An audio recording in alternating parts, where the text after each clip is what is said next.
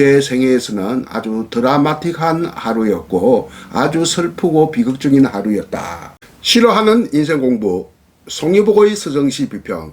안녕하십니까, 송희복입니다. 오늘은 저의 창작시 저물녘에 기우는 먼빛이라는 제목의 시를 두고 강의를 할까 합니다.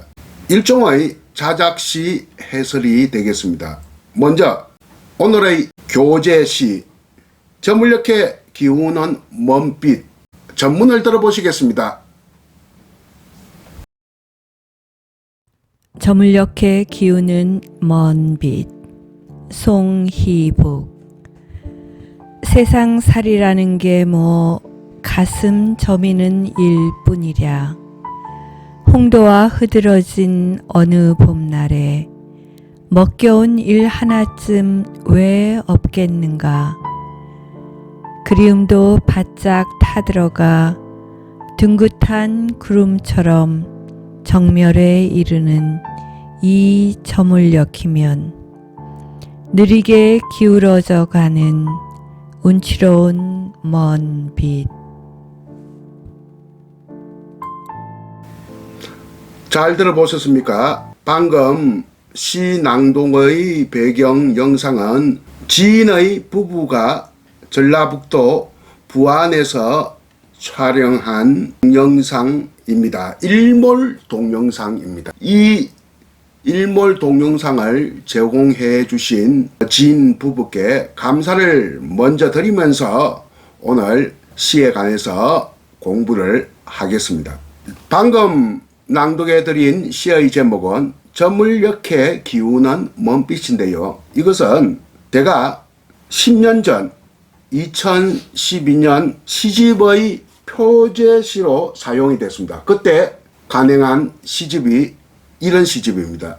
저물녘에 기우는 먼빛이라고 적혀 있지 않습니까? 왜 하필 또 제 시를 가지고 오늘 자작시 해설 강의를 하게 되었느냐, 이유부터 말씀을 드리겠습니다. 싫어하는 인생 공부, 이것이 드디어 많지는 않지만 오늘 아침에 보니까 558명이 구독자로 적혀 있는 걸 보고, 물론 500명 돌파할 때는 한 2달 지났습니다. 500명 구독자 돌파할 때 미리 생각을 했습니다.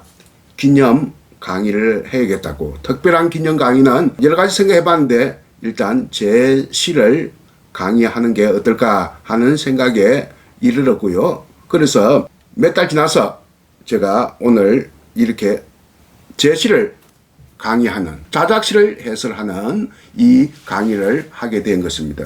이 시는 저에게 또 각별한 어떤 기억과 경험과 느낌으로 전해지는 시라고 할 수 있겠습니다. 2012년에 2월 달에 우리 어머니가 갑자기 돌아갔었거든요. 제가 그때 일본에 있어서 아주 급하게 돌아왔는데 그날 하루는 제 평생 가장 길었던 하루였습니다. 후쿠오카에서, 인천에서, 서울에서 김해로 거쳐서 비행기를 타고 또 김해에서 부산 모 대학병원으로 오는 과정을 겪었으니까, 그러니까 겨우 제가 도착하고 어머니 임종을 보았는데 한편에 제 생애에서는 아주 드라마틱한 하루였고 아주 슬프고 비극적인 하루였다 하는 겁니다. 그리고 나서 한 2달 동안은 굉장히 그 슬픔의 감정이 지속되었고, 4월 초순에 보면 우리 학교에서 홍도화가 핍니다. 홍도화. 붉은 복숭아꽃이라고 하는 그 홍도화가 피는데 그 좀 낮은 나무였어요. 항상 보면 아름다웠는데 그에 따라 더 아름다운 거예요. 그 왜 그러냐 하면 슬픔의 감정이 지속되면 사람이 계속 무력해지고 순해집니다. 슬픔의 감정은 사람을 순하게 만들고 분노의 감정은 사람을 독하게 만듭니다. 이제 그 점에서는 서로가 다르다는 것이죠. 그에 따라 더 홍도화가 아름답다 하는 것을 느끼고 오며 가며 하면서 늘 그 홍도화를 보았는데, 4월 중순에는 항상 진주 진양호에는 왕벚꽃이 핍니다. 벚꽃이 다 지고 난 다음에 또 왕벚꽃이라고 하는 것이 있어요. 경상남도에 많이 핍니다. 왕벚꽃은 제주도하고 경상남도에 많이 피는데 왕벚꽃이 4월 중순에 늘 피는데 보지를 못해서 그때 지인과 동행해서 진양호 전망대까지 이 차가 올라갑니다. 이 산, 거의 뭐, 산으로 치면 한 중턱까지요. 올라가는데, 그 전망대에서 그 아주 해질녘이 아니고, 전물녘이 아니라 좀 시간이 조금 남아있을 때입니다. 내 생각으로는 한 4시 전후로 된 것 같아요. 이제 거기서 왕벚꽃을 보고 전망대에 올라서 구경을 했다가 다시 내려가는데 눈에 띄지 않은 길이 있습니다. 그 길이 진양호 가장자리로 내려가는 길인데 굉장히 길이 경관을 보면 아름답고 길 자체는 조금 위험해요. 그래서 정식 길이 아닙니다. 그래서 막 그냥 아주 좁은 길이고 아는 사람은 아는 길이기 때문에 길 이름도 없습니다. 그것도 약간 위험한 길입니다. 그래서 아름답지만 위험한 길이다. 또 혹은 위험하지만 아름다운 길이다. 뭐 이런 뜻에서 저는 꽃뱀이 그렇지 않습니까? 꽃처럼 아름답고 또 아주 그 독을 뿜어내니까 위험하지 않습니까? 그래서 꽃뱀길이라고 이름을 짓고 싶다 하는 시를 이 시집 속에 또 한편 넣었습니다. 그래서 저는 꽃뱀길을 따라 제가 붙인 꽃뱀길을 따라 상림을이라고 하는 그또 밑에 정원이 있어요. 정원까지 내려가고 지인은 차를 가지고 다시 돌아가서 그 반대편으로 돌아와서 저를 만나고 같이 갔는데 그 지인이 누군지는 지금 기억이 안 납니다. 10년이 넘어서 10년이 되어서 그러면서 제가 이 시를 쓴 것 같습니다. 이것도 아주 명확한 기억은 아니고 분명히 어머니 돌아가신 직후에 해넘이의 장엄함을 바라보면서 선식이는 선시인데 지금 진양호가 아니면 도저히 기억이 날 만한 게 없습니다. 그래서 지금 어렴풋이 기억나는 것이 바로 진양호 전물역회 아주 해질녘은 아닙니다. 일몰 직전 같으면 가장 아름답습니다. 그러나 바로 일몰 직후에는 바로 어둡기 때문에 그때는 충분히 아직 그래도 해가 남았습니다. 일몰 직전이 아니라 서서히 해가 기울어져 가는 전물녘이었습니다. 한 4시에서 한 5시 사이의 시간대였는데 그때 조금 안에 불그스름하게 서쪽 하늘이 호수 위에 이렇게 약간 둥근 듯이 보이는 구름 위로 물들어 있었다. 그걸 보고 제가 이 시를 썼는데요. 어떻습니까? 이 시는 뭐 특별히 안에 뭐 분석하고 할 것이 없습니다.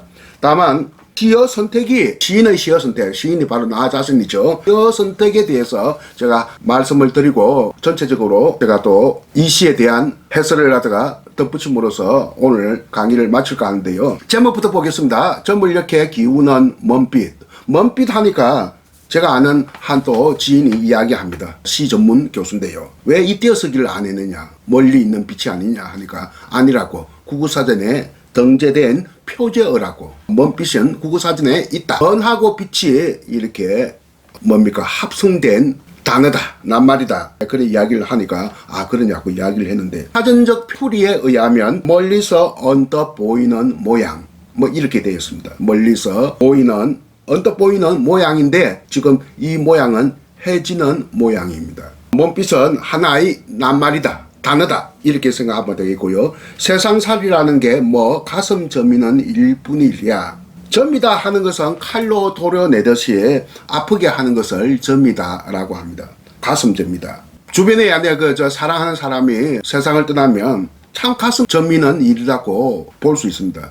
저는 이제 부모도 돌아가시고 제 아우도 죽음에 이르렀고 해서 이 가슴 점이는 일을 몇 차례 겪었습니다. 모든 사람은 다 이렇게 겪게 된 마련입니다. 홍도와 흐드러진 홍도하고 활짝 핀 만개한 어느 봄날에 4월 초순입니다. 먹겨운 일 하나쯤 왜 없겠는가? 먹겹다. 이것은 저의 좋다라고 생각하면 되겠습니다. 우리 힘겹다 하는 말을 쓰지 않습니까? 겹다는 무엇에 못 이기다. 아주 하다 이런 뜻이거든요. 아주 힘이 들다. 힘겹다. 먹겹다 하는 것은 아주 멋있다 이런 뜻입니다. 사전에는 먹겹다란 말이 등재하고 있지 않습니다. 그러니까 제 신조다 이런 말을 했습니다. 아주 멋있다.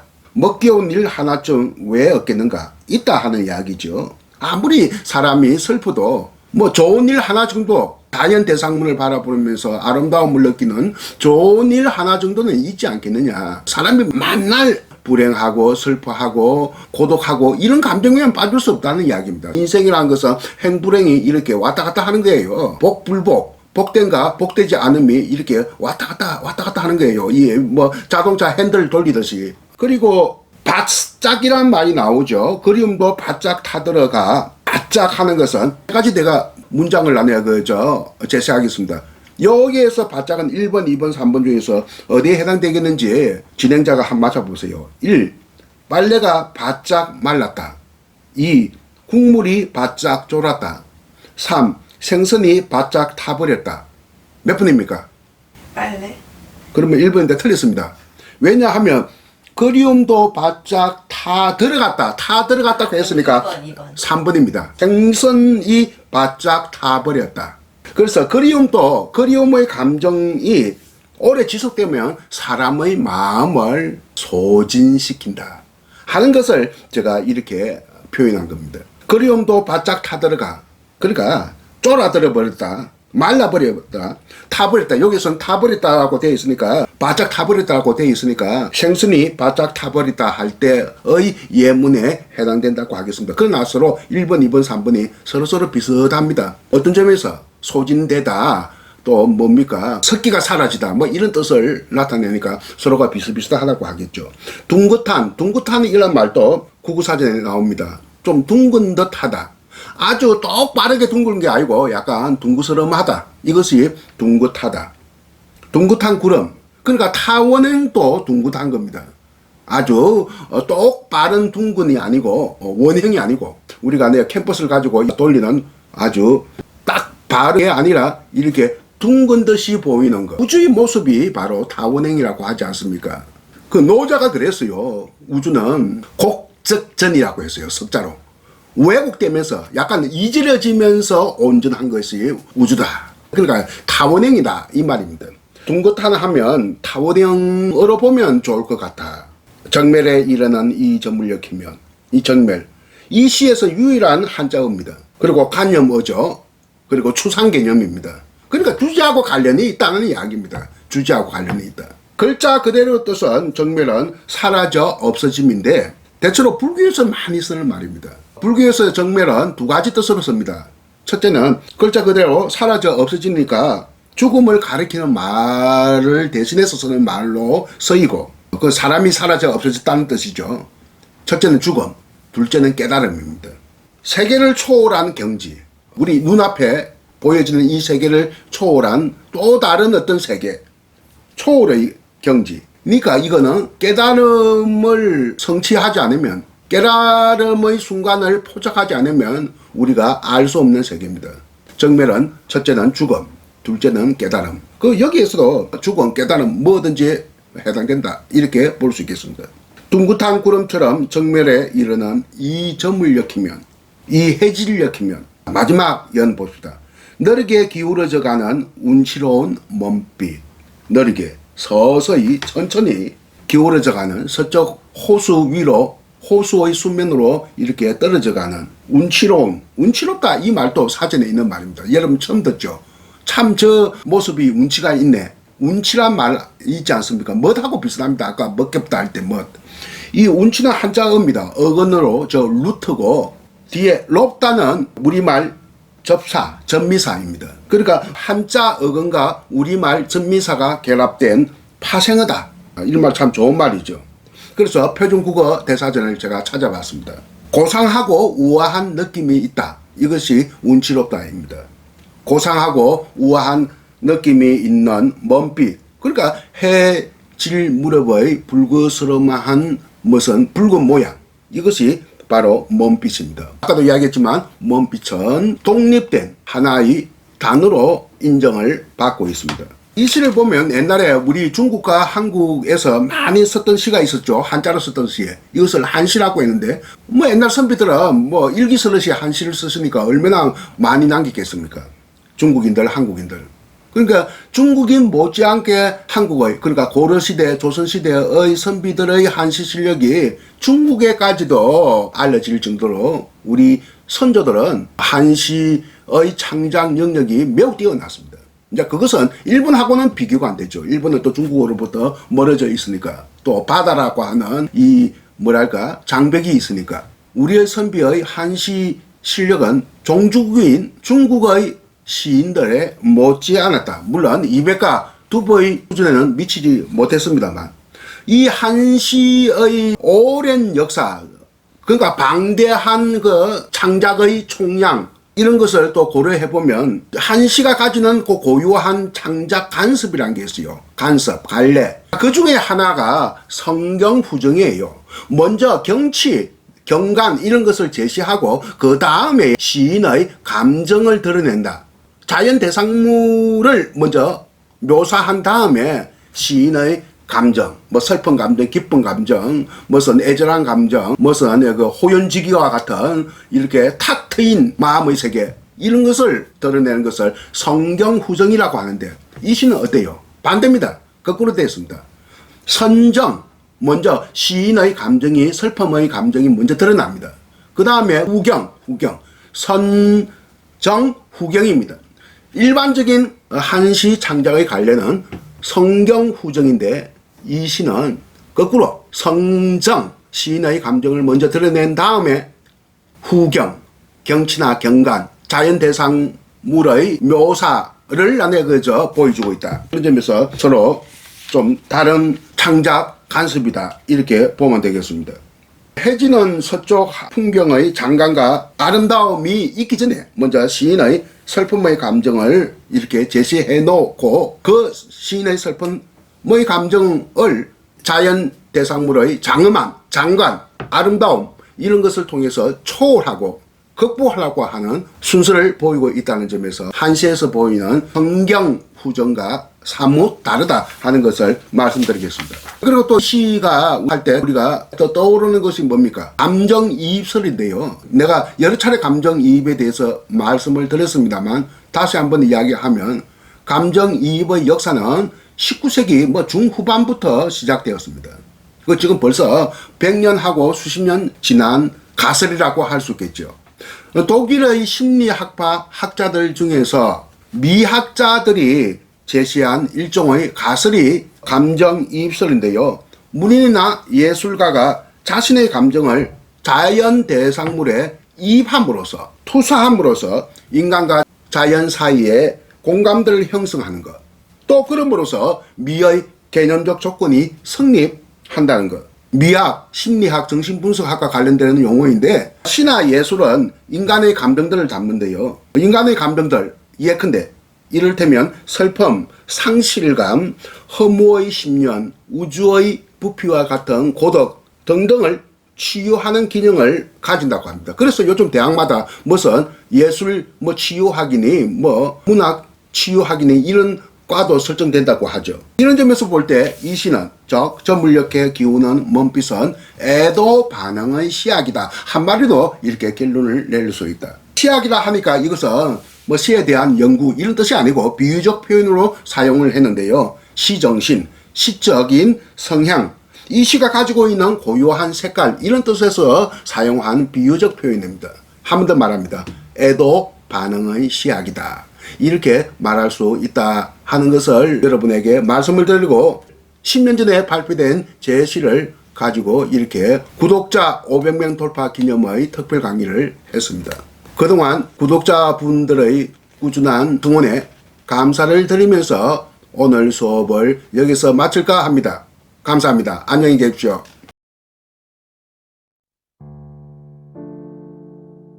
저물녘에 기우는 먼 빛 송희북. 세상살이라는 게 가슴 저미는 일뿐이랴. 홍도와 흐드러진 어느 봄날에 먹겨온 일 하나쯤 왜 없겠는가.